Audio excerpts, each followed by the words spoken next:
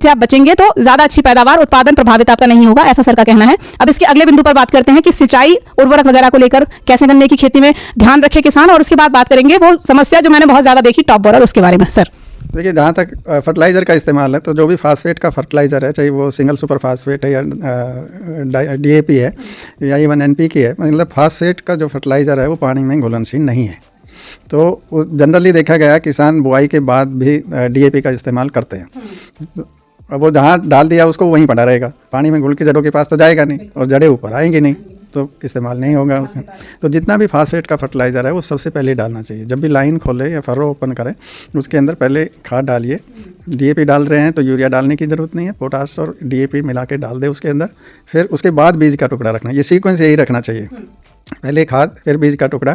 और यदि दीमक की समस्या है तो फिर दीमक का जो माली का फुहारा होता है उससे उसमें घोल के दवाई का इस्तेमाल करें, और 1.5-2 इंच मिट्टी से उसको ढक दें, और उसके बाद उसकी सिंचाई करें। परंतु सिंचाई ये नहीं होना चाहिए कि सुबह लाइट आई, मोटर ऑन होगी, खेत में चल रहा है, इतना पानी भर गया है, तो फिर उस जमाव को प्रभावित करेगा, नहीं होगा, जमाव बहुत कम हो जाएगा। तो हल्की सिंचाई करें, लाइनों में करें, तो बिजाय एक तो पानी भी कम लगेगा, ऊपर से जमाव का प्रतिशत आपका बढ़ेगा, नुकसान नहीं होगा कोई उसका, और जल्दी काम हो जाएगा। तो बिजली की भी बचत है, चाहे बिजली फ्री हो या कुछ है, परंतु बचेगी तो और कहीं इस्तेमाल होगी। सर कितना पानी मांगती है, मतलब एक फसल कितनी बार सिंचाई मांगती है? ये मौसम पे निर्भर करता है कि ये नहीं कह सकते कि कितनी देनी चाहिए। जैसे यहाँ के हिसाब से 10-15 सिंचाई करते हैं लोग, और बारिश अच्छी हो गई, लंबे ड्यूरेशन तक होगी, तो घट के 4-5 भी रह सकती है, 5-6 भी रह सकती है। सर महत्वपूर्ण समस्या टॉप बोरर वाली, जिसको मैंने बहुत ज़्यादा किसानों में सुना, देखा, और परेशान बहुत मुझे किसान दिखे कि टॉप बोरर की समस्या रहती है, और उसको सही समय पर ये पकड़ नहीं पाना कि टॉप बोरर की समस्या है, और बहुत देर बहुत सारे किसानों को हो जाती है, और उससे उत्पादन प्रभावित होता है।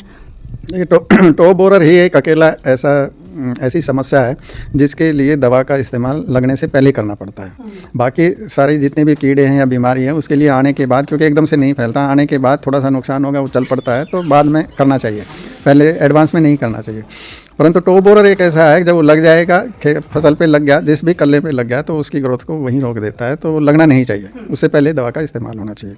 तो ऐसा नहीं है कि ये जो प्रजाति है अभी ससेप्टिबल हुआ है, ये रिलीज होने से पहले हमें पता चल गया था कि ये टॉप बोरर के लिए ससेप्टिबल वैरायटी है। तो जैसे ही ये रिलीज़ किया तो हमने इसकी पैकेज एंड प्रैक्टिस जब भी बनाई तो हमने उसमें एक सेंटेंस लिखा कि इस प्रजाति के लिए टॉप बोरर चोटी बेधक कीड़े का जो प्रबंधन है वो आवश्यक है, यानी उसके लिए दवा डालना आवश्यक है। तो लकीली एक ये कोरोजन नाम से एक दवाई मार्केट में आई, जो कि 85 से 90 दिन का उनका क्लेम है कि कितने दिन तक वो काम करती है, और मैं मानता हूँ कोरोजन का बहुत बड़ा रोल है इस वैरायटी को आगे बढ़ाने के लिए। सर एक बार वो विधि हमारे किसानों को बताएं कि उन्हें कितनी मात्रा में, जैसे आपने कहा कि प्रिवेंशन ज़रूरी है, तो पहले से आपको वो दवाई डालनी है, तो वो कितनी मात्रा रहेगी, कितने एकड़ या हेक्टेयर के हिसाब से, और कब देनी है उसे, किस विधि में, वो भी एक बार बताएं। तो देखिए, वही मैं जैसे बता रहा था ना, 2009 से तो काफ़ी एरिया बढ़ गया इसका, और हमने और भी पहले दिया था शुगर फैक्ट्री को लोकल एडप्टेबिलिटी ट्रायल के लिए। 2002 का तो खैर ये नंबर है, 02 है वो ईयर का नंबर है, 2002 का नंबर है। तो 5-6 से हमने शुगर फैक्ट्री को इसको देना शुरू किया था। तो परंतु 2009 का यदि बेस मान ले तो और पिछले 3 साल में ये समस्या ज़्यादा बढ़ी है। ये सीज़न है और पिछले 2 सीज़न में, पिछले जो 2 सीज़न गए हैं, खत्म पूरे हो गए हैं, उनके अंदर बहुत नुकसान हुआ, किसान का नुकसान हुआ। और मतलब मैं जब खेत देखता था तो मेरे को भी बहुत दुख होता था। मैं भी किसान परिवार से आता हूँ, तो ऐसी हालत में था कि मेरे को बहुत दुखित होता था जब भी मैं ऐसे खेतों में टॉप बोरर को देखता था। परंतु जैसे अभी 23-24 का सीज़न है, तो 21-22, 22-23 ये 2 सीज़न नुकसान के, परंतु 21-22 से पहले और 2009 के बीच में तो ऐसा नहीं हुआ। कारण समझना बहुत ज़रूरी है कि ये स्थिति क्यों आई ये समझने की ज़रूरत है। तो जैसे ये दवाई आई वैसे ही टॉप बोरर कम होता चला गया। किसान ने जब दवा का सही समय पे इस्तेमाल किया, जो रिकमेंडेशन थी उसका इस्तेमाल किया, जो तरीका था वो भी सही तरीके से अपनाया, सही मात्रा में दवाई का इस्तेमाल हुआ, सारा सही हुआ, यानी कि मेथड भी सही, टाइम भी सही, और क्वांटिटी इंसेक्टिसाइड भी सही, सारा सही हुआ। 4-5 साल के बाद जब ये लगातार दवाई का इस्तेमाल हुआ तो ऐसी स्थिति आ गई, टॉप बोरर दिखाई देना बंद हो गया। तो फिर लोग किसान बेफिक्र हो गया क्योंकि रिकमेंडेशन ये है कि 350 से 400 लीटर पानी 1 एकड़ में लगना चाहिए। कोई भी जो डालेगा पीठ के ऊपर जो टंकी है उसको 15 लीटर की या 20 लीटर की लेके चलेगा तो कष्ट तो होगा ही। तो किसान ने क्या किया, उसको यूरिया में मिला के फेंकने लगे, क्योंकि टॉप बोरर इतना समस्या ही नहीं दिखाई दे रही थी उनको। किसी ने मिट्टी में मिक्स करके वैसे डालना शुरू कर दिया। तो यानी कि जो मेथड है वो बदल गया। लापरवाह हो गया किसान तरीकों के प्रति। तरीका क्या है कि उसको नोजल लूज करके लाइनों में जड़ों के पास वो डलना चाहिए। कुछ लोगों ने स्प्रे शुरू कर दिया, बहुत से किसानों ने जो है ट्रैक्टर माउंटेड जो स्प्रेयर होते हैं वो खरीद लिए, तो उससे स्प्रे शुरू कर दिया।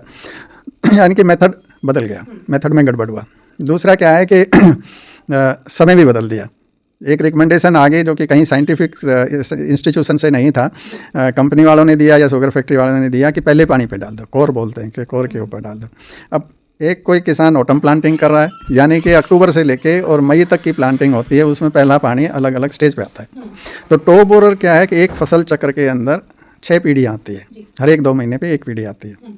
तो जो पहली पीढ़ी आपको मार्च महीने में खेत में दिखाई देती है, जो कि बहुत कम मात्रा में रहता है। यदि मेरा ये मानना है कि पूरे 1 एकड़ का फील्ड देखे तो 150-200 कल्ले से ज़्यादा वो नहीं मिलना चाहिए उसके अंदर।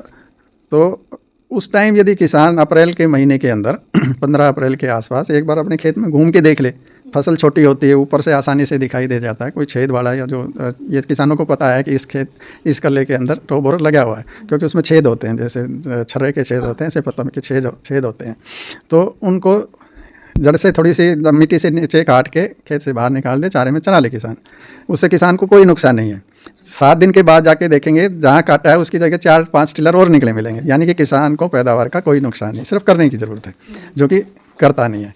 किसान को दवा दो, बता दीजिए, डाल देगा, परंतु ऐसा मैकेनिकल जो इजी है और बहुत कारगर है उसको करने में कतराता है। ये कुछ महत्वपूर्ण बातें हैं, और सर से बात करते हुए मुझे खुद एहसास हो रहा है कि मतलब 3.5 दशक का एक लंबा समय सर ने दिया है कृषि क्षेत्र को, देश के किसान को, खासतौर पर गन्ने को लेकर जो उनकी रिसर्च रही, जो इसकी प्रजातियों को लेकर उनका पूरा रिसर्च रहा, उसको लेकर। और एक जो बात मुझे याद आती है कि हम कहते हैं करत करत अभ्यास से जरमत होत सुजान, रसरी आवत जाते सिल पर पड़त निशान। तो वो बात है, मतलब सर से बात करते हुए मुझे बिल्कुल ऐसा लग ही नहीं रहा है कि मुझे इस विषय में नहीं जानना है। तो आपको भी दिलचस्पी जरूर होगी, यदि आप एक गन्ना किसान है तो सारी बातें महत्वपूर्ण हैं, आपको सुननी चाहिए।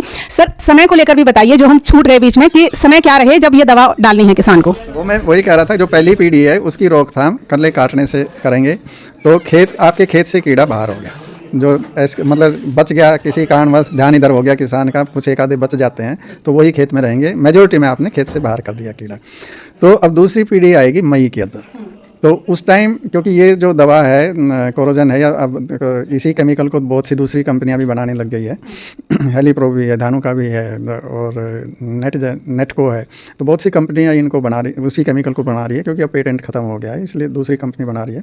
तो ये 85 से 90 दिन काम करता है। तो मई के अंदर जब दूसरी पीढ़ी आती है उससे पहले इसको डालना ज़रूरी है।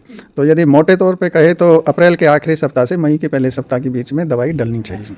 डालने का तरीका, नोजल खोल के जड़ों के पास 350 से 400 लीटर पानी में डलना चाहिए। सर दवाई की मात्रा 150 ml की एक शीशी आती है, वो 1 एकड़ के लिए पर्याप्त है, तो वो उससे डाल दे उसको। और सही स्टिक है, जो किसान खुद खेत में जाते हैं उनको अपने खेत में जब भी वो टॉप बोरर की जो तितली है वो दिखाई दे, उस दिन वो उसमें दवाई डाल दे।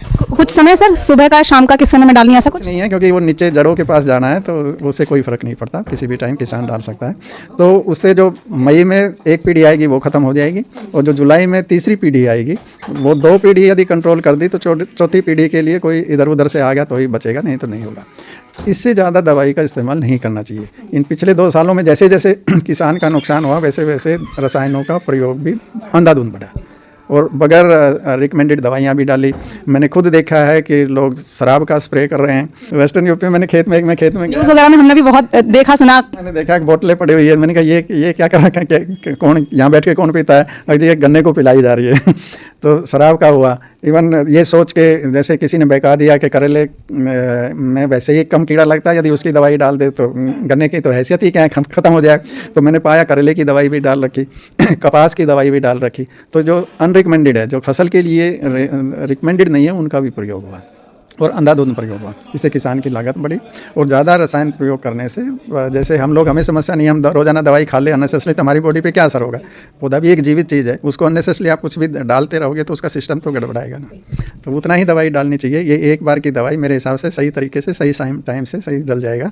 तो टॉप बोरर जैसे पिछले 10 साल से ज़्यादा में कंट्रोल किया था, वैसे ही अब भी कंट्रोल हो सकता है। बहुत अच्छी बात, जो मुझे खुद को उत्सुकता थी कि टॉप बोरर की समस्या का सही समाधान मिले। तो कारण भी बताए सर ने और निदान भी बताए, और समाधान ये कि बेवजह अंधाधुंध जब रिकमेंड नहीं हुई ऐसी दवाइयां ना डालें, और जो सही सुझाई गई दवाई है उसे